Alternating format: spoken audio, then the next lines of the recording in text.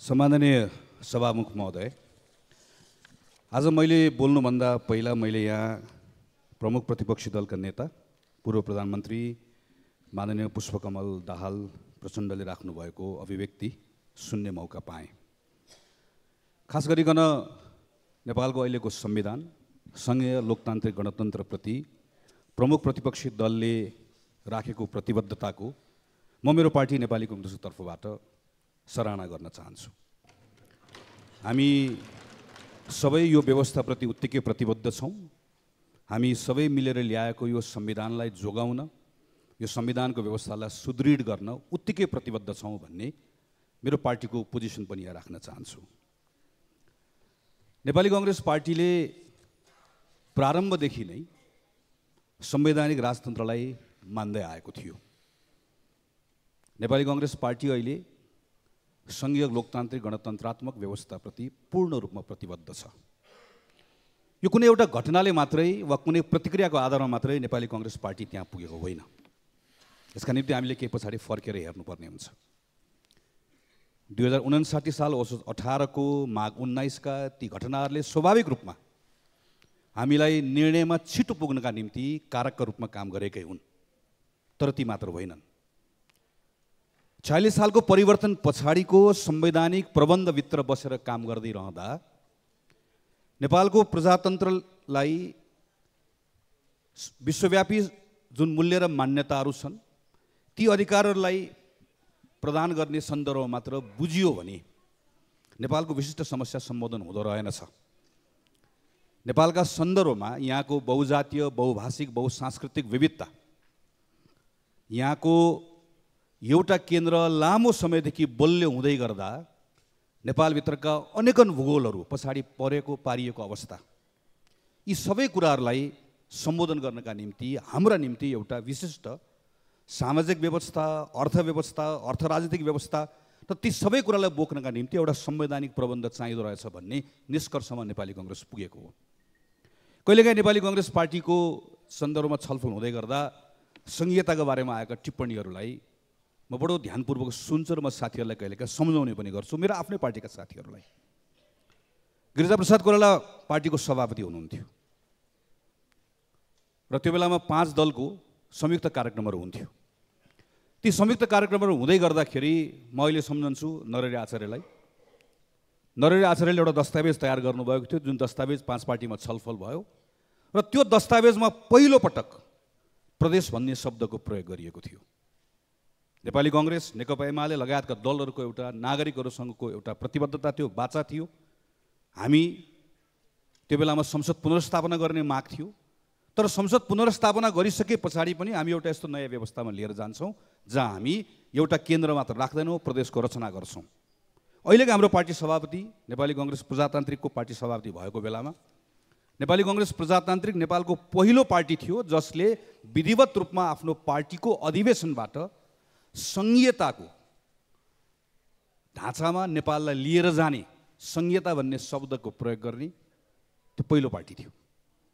त्यसैले अहिले संघीयता, समावेशिता, समानुपातिक प्रतिनिधित्व लगायतका, गणतन्त्र लगायतका यी जति पनि विषयहरू छन्, यी विषयहरूका सन्दर्भमा हामी कोही रातारात आइपुगेको होइन।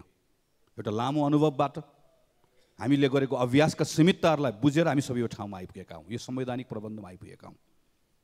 त्यसैले मलाई के विश्वास छ भने यहाँभित्र रहेका चाहे नेपाली कांग्रेस होस्, चाहे नेकपा एमाले होस्, चाहे माओवादी होस्, चाहे अरू दलहरू, म जुन दलले यो संविधानका बारेमा म छैन भन्ने आफ्नो अधिकार छ, म उसका बारेमा जिम्मा लिन सक्दिनँ, तर बाँकी रहेका हामी जो आन्दोलनमा रहेका सबै दलहरू यो व्यवस्थाप्रति उति नै प्रतिबद्ध छौँ भन्ने सन्दर्भमा कुनै अलबल छैन भन्ने ठान्दछु।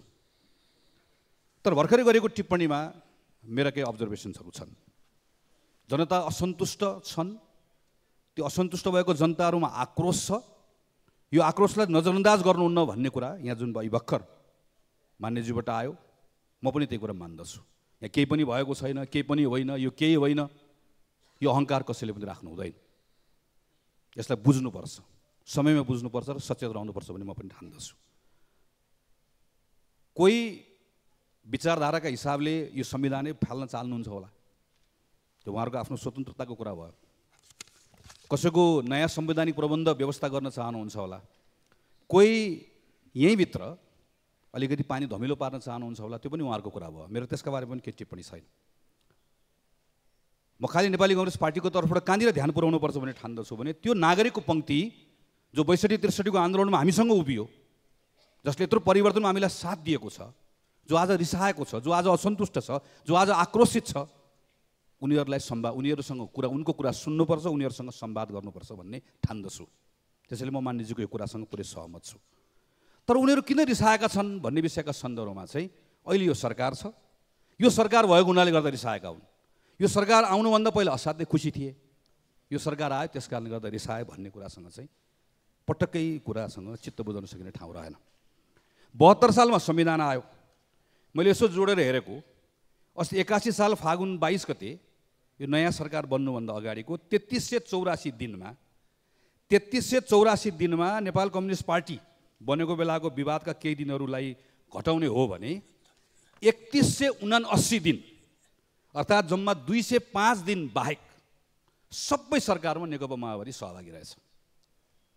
संविधान बनिसके पछाडिको 3384 दिन मध्येको 3179 दिनमा माओवादी पार्टी सरकारमा कहिले नेतृत्व गरेर कहिले सरकारको मुख्य साझेदार भएर सहभागी भएको रहेछ।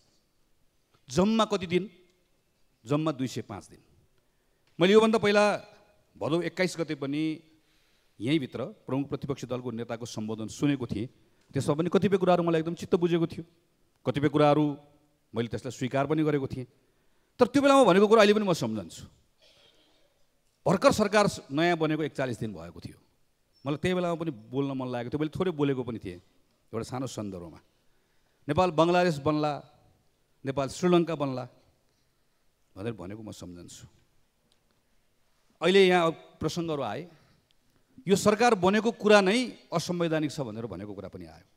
म यो पनि सम्झन्छु। यही रोस्टममा उभिएर यहाँ हामी त्यो प्रमुख प्रतिपक्षी दलको बेन्चमा बसिरहेको बेलामा प्रधानमन्त्रीको हैसियतमा बोल्दै गर्दा तपाईँ काङ्ग्रेस र एमाले मिलेर सरकार चलाउनु भए चलाउनुहोस्, तपाईँहरूलाई शुभकामना छ, राम्रोसँग चलाउनुहोस्, हामी प्रमुख प्रतिपक्षी दलमा बस्छौँ भनेर भन्नुभएको होइन? तपाईँलाई शुभकामना छ भन्नुभएको होइन? त्यो बेलामा पनि संविधान त यही थियो, संविधानको धारा त यही थियो। म त्यो पनि सम्झन्छु। यो रोस्टममा केही दिन अध्यादेशको बारेमा व्यापक चर्चा पनि भयो। 72 साल पछाडि सम्माननीय सभामुख महोदय 57 वटा अध्यादेश आयो। यो अहिले पछिल्लो समयमा आएका यी 5-6 वटा अध्यादेशभन्दा बाहेकका सबै अध्यादेश ल्याउने कुरामा एउटा या दुईटा छोडेर सबैमा प्रमुख प्रतिपक्षी दल अध्यादेश ल्याउने पक्षमा थियो, अर्थात् सरकार थियो। सबै अध्यादेश ल्याउने क्रममा त्यो अध्यादेश आउँदै गर्दा राजनीतिक दल फुटाउने अध्यादेश पनि आयो, संवैधानिक परिषद सम्बन्धी अध्यादेश पनि आयो। म व्यक्तिगत रूपमा के ठान्दछु भने मालाफाइड इन्टेन्सनबाट र कन्स्टिट्युसनमा फ्रड गर्ने गरिकन अध्यादेश ल्याउने कुरा भनेको त्यो संवैधानिक अधिकारको दुरुपयोग हो। त्यसकारणले गर्दा मेरो पार्टी सरकारमा भएको बेलामा जतिखेर दल फुटाउने अध्यादेश ल्याइयो वा संवैधानिक परिषद सम्बन्धी अध्यादेश ल्याइयो, मेरा आफ्नो सीमाहरू थिए, तर त्यो सीमाभित्र रहेर त्यो अध्यादेशहरू ल्याउने कुरा गलत भन्ने पोजिसन हिजो पनि थियो। आज पनि मेरो पार्टी सरकारमा भएको बेलामा यदि अध्यादेशको प्रयोग त्यो बदनियतका साथ गरिएको भए त्यसको विपक्षमै उभिनु पर्ने अवस्था हुन्थ्यो, उभिन्थ्यो पनि हामीहरू। मैले यो सन्दर्भ किन मात्र भनेको हो भने हामीहरूले देश र जनतालाई कुराहरू बताउँदै गर्दा आज जुन ठाउँमा उभिएर बताइरहेको भए तापनि हिजो भएका कुराहरूका सन्दर्भमा सबै एकातिर पन्छाउँदै गर्दा वा सबै कुरा गलत हो भनेर भन्दै गर्दा त्यसले दिने इम्प्रेसन चाहिँ के हुन्छ, त्यसले दिने सन्देश चाहिँ के हुन्छ? मैले अस्ति पनि सुने, यहाँ एकदमै धेरै अहिले सरकारको पुँजीगत खर्चको बारेमा चर्चा भएको छ। एकदमै ठिक हो, पुँजीगत खर्च एकदमै कम छ, एकदमै सुधार गर्नुपर्ने छ। तर एउटा अर्को प्रसङ्ग हेरौँ त, पुँजीगत खर्च अहिले सरकारको सम्बन्धन नगर्ने मन्त्रालय भनेको, जोसँग सबभन्दा बढी गर्नुपर्ने उसले नगर्दै गर्दा समस्या आउने भनेको भौतिक मन्त्रालय हो, शहरी विकास मन्त्रालय हो। 80 पौष 3 मा मान्यजी नै प्रधानमन्त्री भएको बेलामा विकास कार्यक्रम आयोजनाको मापदण्ड संशोधन भयो। 3 करोडभन्दा कमको आयोजनाहरू एउटा पनि सङ्घले नगर्ने भनेर भनियो। अहिलेको सरकार जसले अहिलेको बजेट कार्यान्वयन गर्दैछ 79 वटा योजना त 1 लाखभन्दा मुनिका योजनाहरू छन् सङ्घको, 626 वटा योजना 5 लाखको दरको योजनाहरू छन्। त्यो योजनाहरू रातो किताबमा राख्दै गर्दा को प्रधानमन्त्री हुनुहुन्थ्यो, को अर्थमन्त्री हुनुहुन्थ्यो जुन अहिले योजनाको कार्यान्वयन गर्नुपर्ने थियो? दुधको किसानहरूले आन्दोलन गरेको तिनलाई समेटेर तत्कालीन सरकार, हामी पनि सरकारमा सहभागी थियौँ, भेट्न गएको मलाई याद छ। शिक्षकको आन्दोलन माइतीघर मण्डलामा गरेको सम्बोधनको कुरा याद छ। मिटरबाजीको आन्दोलनकारीलाई गर्न भेट्न गएको याद छ। सहकारीको आन्दोलनकारीहरूलाई भेट्न गएको याद छ। संसदमा प्रमुख प्रतिपक्षी दल भएर त्यहाँ बस्दै गर्दाखेरि हामीलाई ठेलठाल पिलपाल गरेर गएर यहाँ गएर सरकारले पढेको पनि याद छ मलाई। त्यो बेला पनि हामी प्रतिपक्षकै संसद हुन्छ भनेर भनिरहेका थियौँ।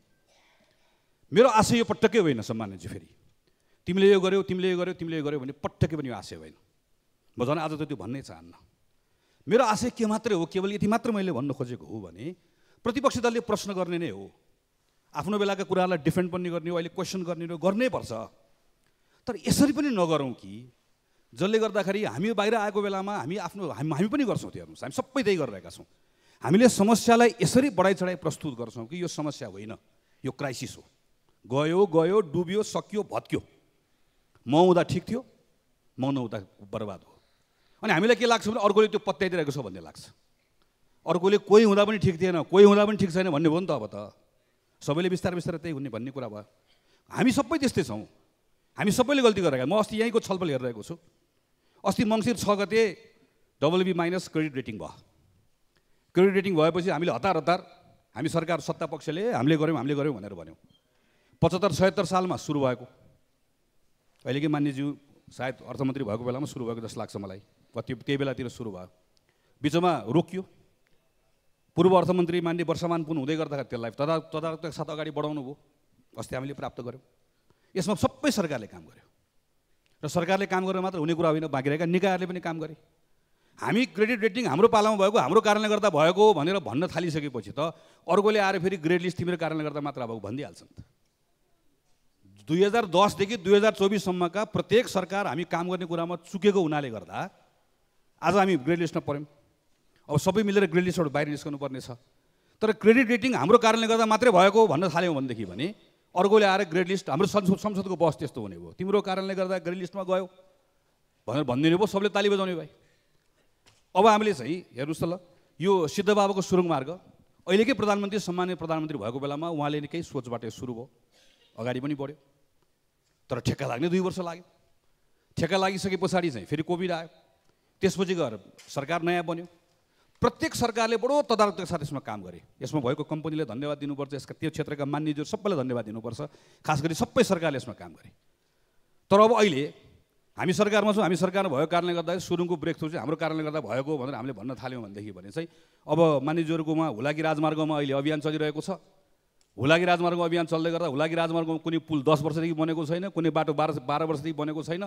तर अब के भन्ने आउँछ भने सुरुङ तिम्रो कारणले गर्दा बनेको हो भने हुलाकी राजमार्ग पनि तिम्रो कारणले गर्दा नबनेको भन्ने कुरा आउँछ। हुलाकी राजमार्गमा पोहोर साल म पनि गएको अभियानमा, म पनि पूर्वदेखि पश्चिमसम्म हिँडेको। सरकारसँग हुलाकी राजमार्गमा बसेका मान्छे यसपालि मात्र होइन, मान्यज्यू सम्मान्य सभामुख महोदय अघिल्लो साल पनि मान्यज्यू नै प्रधानमन्त्री हुँदै गर्दा पनि भयानक रिसाएका थिए। 12 वर्ष पुल बनेको छैन, पुल बनिने साथ भाँसिएको छ। सारा खेत उहाँ चाहिँ नीलगाईले काहीँ छोडेको चौपायाले खेत बारी नष्ट भएको छ। पुलको समस्या छ, बाटोको समस्या छ, यति धेरै कुराहरू छ। र त्यहाँ सानसाना सिँचाइका आयोजनाहरू 2 करोड 5 करोड 10 करोड गरिदिनु पर्ने आयोजनाहरू बनेका छैनन्। ती सबै कुराहरूबाट रिसाएका छन्, हिजो पनि रिसाएका थिए, आज पनि रिसाएका छन्। मैले केवल यति मात्र आग्रह गर्न खोजेको, फेरि पनि आग्रह गर्छु सम्माननीय सभामुख महोदय मार्फत कि हामीहरू चाहे हामी सरकार पक्ष हौँ, नेपाली कङ्ग्रेस, नेकपा एमाले, माओवादी, हामी जति पनि छौँ वा प्रतिपक्ष माओवादी केन्द्र होस्, हाम्रो अवस्था कस्तो भइसक्यो भने कहिलेकाहीँ त्यहाँ बसेर एकजना सम्मानजीले बोल्दै गर्दा, अहिलेका सम्मानजीले वा पूर्व सम्मानजीले बोल्दै गर्दाखेरि कतिखेर ताली बजाउने, कतिखेर ताली झुकिसक्यो हामीहरू। मेरो सरकारको पालामा भन्दै गर्दाखेरि चाहिँ हामीले बजाउने कि नबजाउने त्यो हिसाब गर्नुपर्ने हुन्छ। त्यो बेलामा म सरकारमा थिएँ कि थिएन भनेर, यो हामी प्रतिपक्षमा भएको यस्तो गऱ्यो भनेको बेलामा चाहिँ ताली बजायो भने हामीलाई गाली पो गरे हो कि कन्फ्युज हुन्छ। हामी यति धेरै अदला बदली गरिसक्यौँ। यहाँ फेरि अहिले पर बस्ने दलहरू पनि धेरै फरक हुनुहुन्न, उहाँहरू पनि कहिले यता कहिले उता भएको सबै मिसिएकै छौँ हामीहरू। हामीले यो बिचको समयमा हामीले धेरै कुराहरू गऱ्यौँ, धेरै कुराहरू गर्न चुक्यौँ, धेरै कुराहरू सुधार्नै पर्नेछ, एकदमै सुधार्नु पर्नेछ। म त्यसका बारेमा पनि आउँछु। तर विषयवस्तु यसरी प्रस्तुत नगरौँ कसैले पनि, न सरकार पक्षबाट न प्रतिपक्षबाट, जसले गर्दा बाहिर सुन्नेलाई यस्तो लागोस् कि बर्बाद भयो, सकिएछ, खत्तम भएछ, केही पनि बाँकी छैन।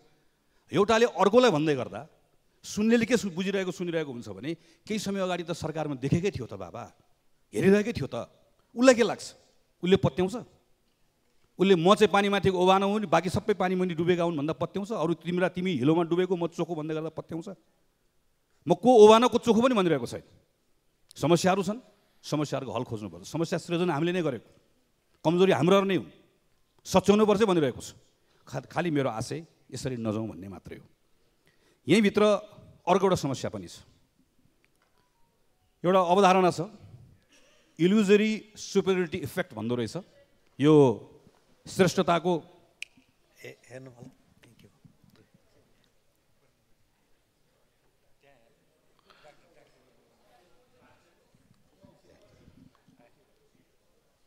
यो आफू श्रेष्ठ छु भन्ने एउटा भ्रामक, त्यो भ्रामक श्रेष्ठताको आफूलाई त्यो महसुस हुनु, यस्तो हुँदै गर्दा यसको एउटा संज्ञानात्मक पूर्वाग्रह हुँदो रहेछ, कग्निटिभ बायस।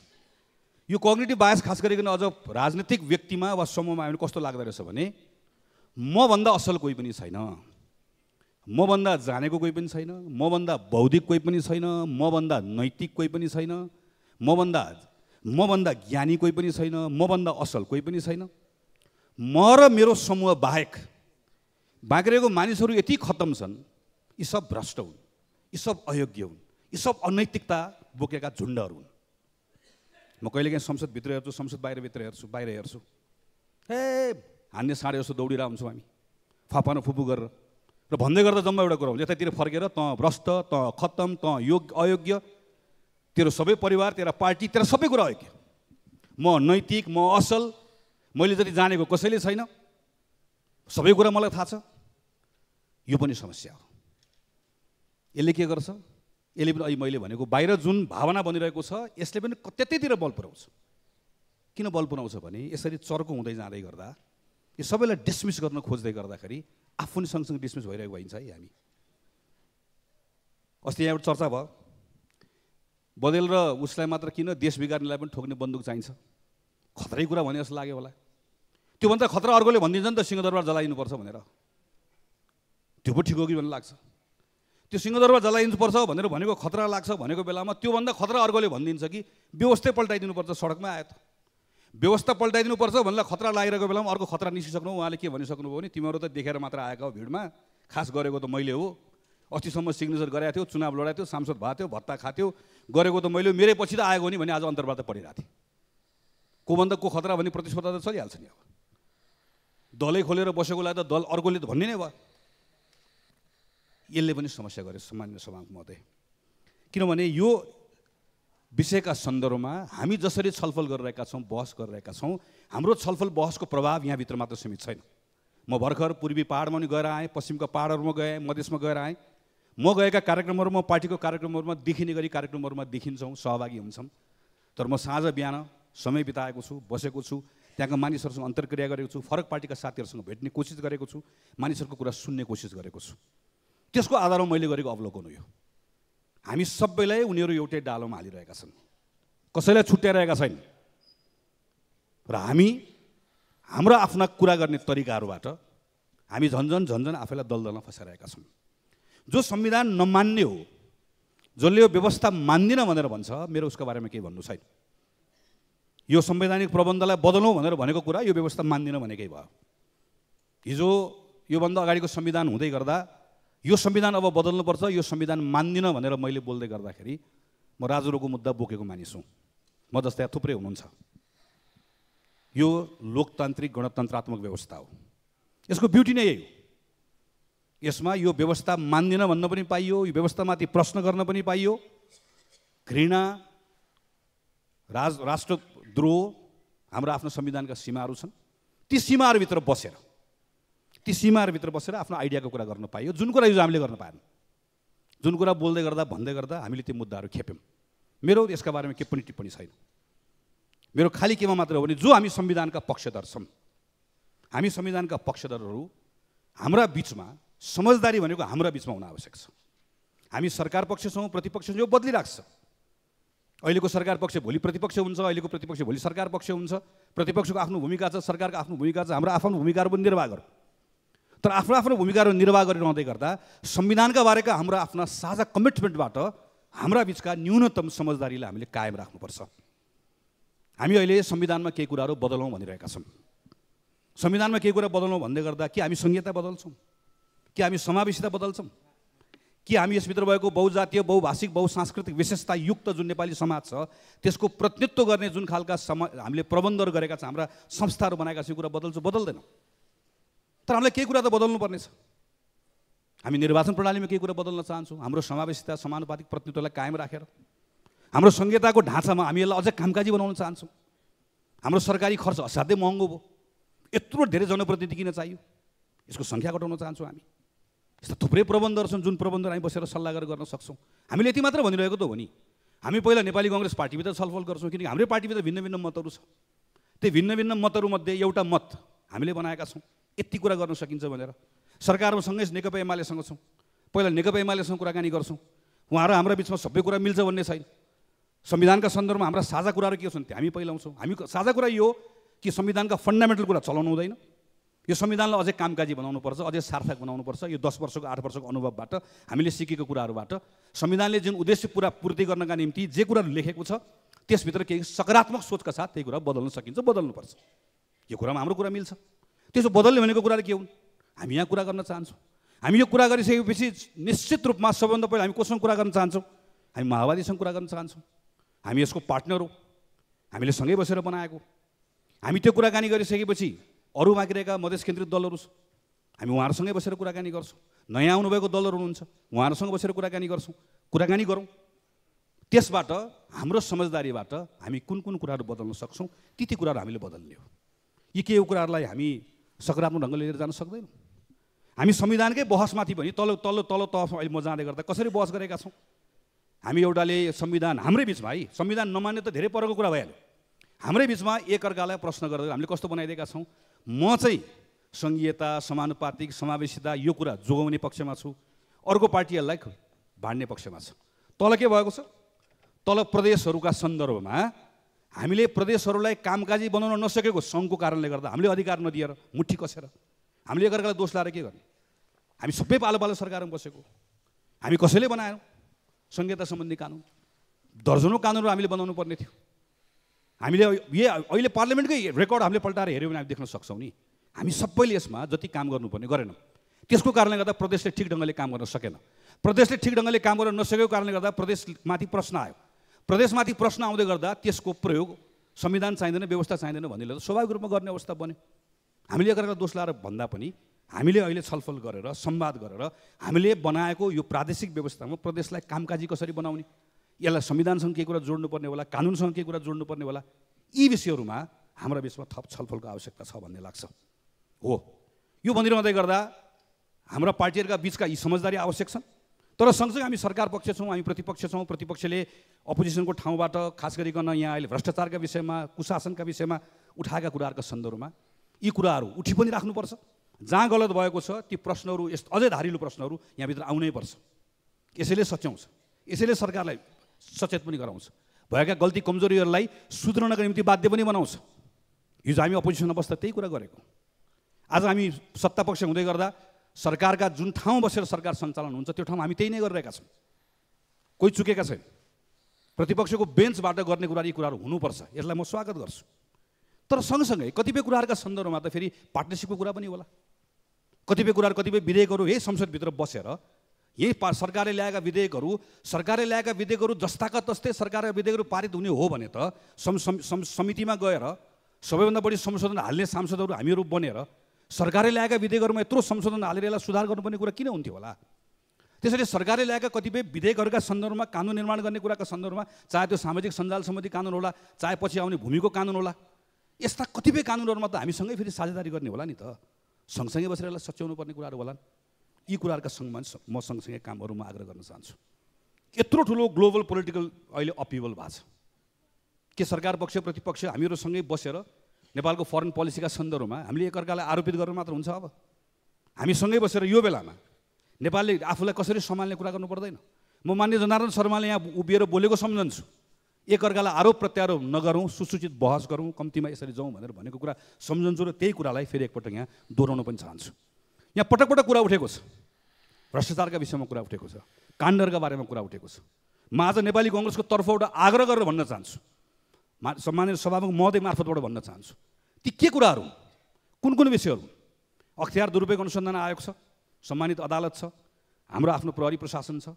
हिजो राज्यको प्रहरी प्रशासन हुँदै गर्दा, सरकार हुँदै गर्दा सरकारले गरेको अनुसन्धानमा चित्त बुझेन, त्यस कारणले गर्दा हामीलाई संसदीय समिति चाहिन्छ भनेर हामीले संसदीय समिति माग्यौँ। अहिले राज्यको तर्फबाट गरिएको कुनै अनुसन्धानमा त्यहाँभित्र फेयर भएको छैन भन्ने, यहाँभित्र आशंका छ, संशय छ, प्रश्न छ, आरोप छ, ती कुन विषयहरू छुट्याएर कुरा गरौँला। ती कुन विषयहरूमा छानबिन समिति बनाउनु पर्ने हो, कुन विषय हामीलाई संवैधानिक निकायले गर्छ भन्ने कुरामा विश्वास छैन। ती कुन काण्डहरू? एउटा काण्डमा हामीले सधैँभरि काण्ड भनेर यताबाट उता काण्ड, उताबाट यता काण्ड भन्दै होइन। ती नेपालभित्र भएका घटेका काण्डहरू हुन्। ती काण्डमा जोसुकै संलग्न हुन्, तिनले सजाय पाउनै पर्छ भन्ने बारेमा न सरकार पक्ष हुन्छ न प्रतिपक्ष हुन्छ। हामी एक ठाउँमा आएर ती कुराहरू गर्ने हो। ती कुराहरू गर्नका निम्ति खुला छलफल गरौँ, सुसूचित बहस गरौँ। सम्पत्ति छानबिनको कुरा पटक पटक उठ्छ यहाँभित्र। यही हाम्रै पार्टीका सांसद साथीहरू हिजो सरकार पक्ष हुँदै गर्दा उहाँहरूले संसदमा विशेष प्रस्ताव दर्ता गराउनु भएको छ। हामी सबै बोलिरहेका छौँ, हामी सबै एउटै पेजमा छौँ भने मिलेर गरौँ। यहीँ भित्रबाट बसेर ल यो संसदबाट निर्णय गरेर जाउँ न त। ल हामी कुनै आयोग बनाएर जाने भने हो कि हामीले कुनै उच्चस्तरीय कुनै समिति बनाउने भनेको हो कि कसरी जाने भनेको, के गर्ने भनेको? यी विषयहरूलाई यसरी टुङ्ग्यायो भने सायद बल्ल बाहिर आएर रिसाएका ती नागरिकहरूसँग संवाद गरेको चाहिँ त्यो बेलामा बल्ल ठिक ढङ्गले हुन्छ भन्ने मलाई लाग्छ। मैले यो गरौँ भनेर भनिरहँदै गर्दा म आफै सरकारमा छु भन्ने कुरा बिर्सेको छैन। मेरो पार्टी र नेकपा एमाले पार्टी मिलेर बनेको यो सरकार, अरू पार्टीहरू मिलेर बनेको सरकार सबभन्दा बढी ठिक भन्नुभएको छ, सबभन्दा बढी सुधार गर्ने जिम्मेवारी सरकारकै सन्दर्भमा छ। दुईटा ठुलो पार्टी मिलेर बनेको सरकार, प्रचण्ड बहुमत भएको सरकार, सङ्ख्याको सुविधा भएको सरकार, यसबाट स्वाभाविक रूपमा धेरै ठुलो अपेक्षाहरू छन्। यो अपेक्षाहरू पुरा गर्ने कुराको सन्दर्भमा सबभन्दा ती अपेक्षाहरू नागरिकले महसुस गर्न पाउनुपर्छ। क्विक फिक्सेसहरू, सबभन्दा पहिला सानसाना गर्न सकिने कामहरू, लो ह्याङ्गिङ जति पनि कुराहरू छन् ती कुराहरू सरकारले गरोस् भन्ने कुरा हो। त्यसपछिको कुरा भनेको यसले गर्ने केही ठोस सुधारका कुराहरू छन्। अहिले यहाँभित्र पनि पटक पटक अध्यादेश भन्ने कुरा उठेर आउँछ। मैले यसलाई कसरी बुझेको छु भने 2-3 दिन अगाडि मैले कतै पढेँ कि हाम्रो एउटा मूर्धन्य व्यक्तित्व प्रभाकर शमशेरको नाममा एउटा लेक्चर भएको रहेछ। त्यो लेक्चरमा सिरिजमा डाक्टर कृष्णमूर्ति सुब्रमण्यम जो अहिले IMF को डिरेक्टर पनि हुनुहुन्छ, पहिला आर्थिक सल्लाहकार हुनुहुन्थ्यो, उहाँको एउटा स्टेटमेन्ट मैले कोट गरेको। उहाँले पनि अरूलाई कोट गर्नुभएको, कौटिल्यलाई कोट गर्नुभएको, हे राजा तिमी आऊ र आर्थिक क्रियाकलापमा भइरहेको अवरोध हटाऊ, त्यो बेलाको शासक, त्यसपछि मात्र देशले समृद्धि प्राप्त गर्छ। अहिले गरिएको सरकारलाई म धन्यवाद दिन्छु। अहिले सरकारले गरेको कानुनी सुधार, यो वर्षौँदेखि सबै काम हामी गर्छौँ भनेर राज्यले जुन नियन्त्रण गर्न खोज्यो यसलाई फुक्का गर्न खोजेको। अरू म त भन्छु अरू 50औं अरू कानुन छन्, ती कानुनलाई खारेज गर्नुपर्छ। 50औं कानुन बदल्नुपर्छ, 100औं निर्देशिकाहरू खारेज गर्नुपर्छ। हाम्रो कामै के भएको छ? सरकारको कामै कोही नागरिकले के कुरा गर्न खोज्यो हामी त्यसलाई रोक्न गएका छौँ। यहीँभित्र सम्मानित सभामुखले अहिले यत्रो कुरा यता अध्यादेशबाट सुधार गर्ने कानुन ल्याउँदैछौँ, फेरि अर्कोतिर विद्युत लगायतका विधेयकहरू हेऱ्यो भने कतिपय ठाउँमा पछाडि फर्किने कोसिस गर्दैछौँ। हामीले विषयका सन्दर्भमा सरकारले गम्भीरतापूर्वक सोचोस्, यो कुरा ठिक ढङ्गले गएका छन्। यो ठिक ढङ्गले गएर अलिकति वातावरण बन्यो भने बल्ल अनि हामीले संरचनागत परिवर्तन ठिक ढङ्गले गर्न सक्छौँ। तर यसका लागि सरकारले ट्रस्ट अर्न गर्नुपर्छ। संरचनागत परिवर्तन सजिलो छैन। यी परिवर्तनहरू गर्ने कुरामा त यत्रो अवरोध छ भने ती परिवर्तन सजिलो छैन। ट्रस्ट अर्न गर्नुपर्छ। ट्रस्ट अर्न गर्ने कुराको सन्दर्भमा 2-3 कुरा सरकारको ध्यान जानैपर्छ। म सम्माननीय सभामुख महोदय मार्फत सम्माननीय प्रधानमन्त्रीलाई भन्न चाहन्छु, जुन कुरा उहाँसँग एक्लै भेट्दा पनि भनेको छु, राजनीतिक दलका नेताहरूसँग भेट्दै गर्दा पनि भनेको छु कि सरकारका सन्दर्भमा सरकारले के कुरामा ध्यान दिनुपर्छ। एक, सरकारले कानुनहरू निर्माण गर्दै गर्दा ती कानुनहरूले सुधार गर्ने कुरा बृहत्तर सार्वजनिक हितका निम्ति हुनुपर्छ। कुनै एउटा व्यक्ति वा कुनै समूहले त्यसको लाभ लिन हुँदैन भन्ने कुरातर्फ सरकार जसरी प्रश्न उठेको छ निरन्तर सचेत रहनुपर्छ। सरकारका निर्णयहरूका सन्दर्भमा यहाँ पटक पटक कुरा उठेको छ। अस्ति माननीय उपप्रधानमन्त्रीले एउटा जिम्मा लिएर भन्नुभएको छ, तर जिम्मा लिँदै गर्दा सँगै यो पनि ख्याल राख्नुपर्छ कि पार्लियामेन्टले पनि निरन्तर हेरिरहेको हुन्छ, हामी सबैले हेरिरहेका हुन्छौँ। हामी गभर्नरको नियुक्ति नजिकबाट हेरिरहेका हुन्छौँ, हामी IGP को नियुक्ति नजिकबाट हेरिरहेका हुन्छौँ। को व्यक्ति भयो, को व्यक्ति भएन, यति सानो नेपाल त सबैले थाहा पाउँछ। यो प्रत्येक कुरामा सरकारले आफ्नो एक्सनबाट, आफ्नो कामबाट, आफ्नो निर्णयबाट संसदको पनि र अरू राजनीतिक दलको पनि आम मानिसहरूको विश्वास जित्ने वातावरण बनाउन सक्नुपर्छ। मेरो अर्को आग्रह छ सरकारलाई, सरकारका मान्य मन्त्रीजीहरूलाई, यो नचाहिने ठाउँमा हात हाल्नु। यो नचाहिने ठाउँमा हात हालेर नदुखेको टाउको यो कपाल बाँधेर दुखाउने भनेको जस्तो जुन कुरा चलाउनै हुन्न, जुन कुरा आवश्यकै छैन, त्यो अनावश्यक विषयहरूमा गएर सरकारले नचाहिने काम पनि नगरोस् भन्ने पनि मेरो सँगसँगै आग्रह छ। अर्को महत्त्वपूर्ण कुरा भनेको दण्ड जरिवाना गराउने कुराको सन्दर्भमा जो सरकारसँग भएको आफ्नो अधिकारको कुरा हो, त्यो अधिकारको प्रयोग गर्दै गर्दा न्यायपूर्ण भएन, विवेकपूर्ण भएन भने प्रश्न लगातार उठिरहेको छ, जुन बन्द कोठाभित्र पनि हामी भनिरहेका छौँ। चाहे त्यो सहकारीको प्रकरण होस्, चाहे त्यो सार्वजनिक जग्गा हिनामिनाको प्रकरण होस्, चाहे त्यो मानव बेचबिखनको प्रकरण होस्, चाहे त्यो क्याम्पस तोडफोड गर्ने मान्छे होस्, सरकारले कतिखेर अझै बढी विश्वास आर्जन गर्छ भने यसमा कोही काखा कोही पाखा, मेरो तेरो, यो दलको यो झन्डा बोक्ने, मेरो पार्टीको यो त्यो नहेरिकन निर्मम भएर कानुन सबको लागि बराबर छ भन्ने कुरालाई स्थापित गराउनै पर्छ। त्यसपछि बल्ल एउटा विश्वासको वातावरणमा, त्यो विश्वासको वातावरण चाहिएको छ। सम्माननीय सभामुख महोदय, किन विश्वासको वातावरण चाहिएको छ भने काङ्ग्रेस र एमाले र काङ्ग्रेस मिलेर बनेको सरकारले अहिले सुरुवात गरेको आर्थिक सुधारको कामलाई अझै गति दिनुपर्नेछ, यसलाई बढाउनु पर्नेछ। यस्तो वातावरण बनाउनु पर्नेछ कि नेपालभित्र काम गर्न सकिन्छ भन्ने वातावरण बनाउनु पर्नेछ। नेपालभित्र काम गर्दै गरेका नौजवानहरूलाई हौसाउनु पर्ने वातावरण बनाउनु पर्नेछ। त्यो वातावरण बनाउनका निम्ति ती नागरिकहरूसँग संवाद गर्नुपर्नेछ, नागरिकसँग संवाद गर्नका निम्ति विश्वास आर्जन गर्नुपर्नेछ। विश्वास आर्जन गर्नका निम्ति आज उठेका यी प्रश्नहरूलाई सम्बोधन गर्नै पर्छ। यी प्रश्नमा काहीँ गल्ती चुकेको अवस्था बनेको छ भने त्यसलाई सच्याउनै पर्छ। यसबाट यसबाट भागेर पनि हुन्न, यसलाई ढाकेर पनि हुन्न। सम्माननीय सभामुख महोदय, मेरा भनाइहरू टुङ्ग्याउने क्रममा म एउटा दुईवटा कुरा आग्रह गरेर टुङ्ग्याउँछु। मलाई पुरानो व्यवस्था चाहिन्छ भन्ने स्वतन्त्रता मैले अहिले पनि भने, यसको प्रयोग होस्, केही छैन। म स्पेनमा देख्छु नट माई किङ भन्ने मुभमेन्ट चलिरहेको छ, बेलायतमा नट माई किङ भन्ने मुभमेन्ट चलिरहेको छ। मोनार्की भएको देशमा मोनार्की चाहिँदैन, मोनार्की नभएको देशमा अघि फ्रान्सको कुरा भन्नुभयो मान्यजीले, वर्षौँ पछाडि पनि चलिरहेको हुन्छ। यतातिर योभन्दा बढी मेरो टिप्पणी केही पनि छैन। म खालि युवा साथीहरूलाई मेरो आग्रह छ, खास गरी तन्निरे साथीहरूलाई म मेरो भनाइहरू टुङ्ग्याउने क्रममा आग्रह गर्न चाहन्छु। मैले 2048 सालमा एसएलसी दिएको, 2046 सालको आन्दोलनमा सहभागी भएको, क्लास 9 पढ्दै गर्दाखेरि मैले नेपालले दह्रोसँग खुट्टा उभिन देखेको त्यही बेलामा। हाम्रो विद्यालयहरू कस्ता थिए, म त काठमाडौँ जन्मिएको अझ, सडक कस्तो थियो, बाआमाले सुनाएका कथाहरू कस्तो थियो मलाई थाहा छ। राजनीतिक दल हामी आयौँ, सरकार बन्यो, उद्योग धन्दाहरू खुल्न थाले, धेरै ठुलो परिवर्तन छोटो समयमा आयो। हामीले गल्ती गऱ्यौँ, हामी चुक्यौँ। दलहरू हाम्रो आफ्नो आफ्नो दलभित्रका अनावश्यक कुराहरूमा हामी चुक्यौँ, सरकार चलाउन सकेनौँ, मध्यावधिमा गयौँ। त्यही बेलामा नेपाल एउटा ठुलो युद्धमा पर्यो। त्यो युद्ध नेपालको लागि आवश्यक थियो, कसैको दाबी होला, आवश्यक थिएन, मेरो आफ्नो कुरा छ। तर जे होस्, एउटा यस्तो परिस्थिति आयो कि म 22-23 वर्षको उमेरमा क्याम्पस पढ्न पुग्दै गर्दाखेरि यस्तो अवस्था आयो कि त्यो बेलामा नेपालभित्र एक ठाउँबाट ठाउँमा जानको लागि भिजा चाहिन्थ्यो। कहीँ जान पाइन्छ कि पाइँदैन थाहा थिएन। एउटा यस्तो अलि पछाडि यस्तो अवस्था आयो कि नेपाललाई स्वर्ग बनाउँछु भनेर शासन सत्ता हातमा लिइसके पछाडि म यसो तन्नेरी साथीहरूलाई यसो सम्झनु, म आफ्नो बेलाको सम्झेर भन्न चाहन्छु।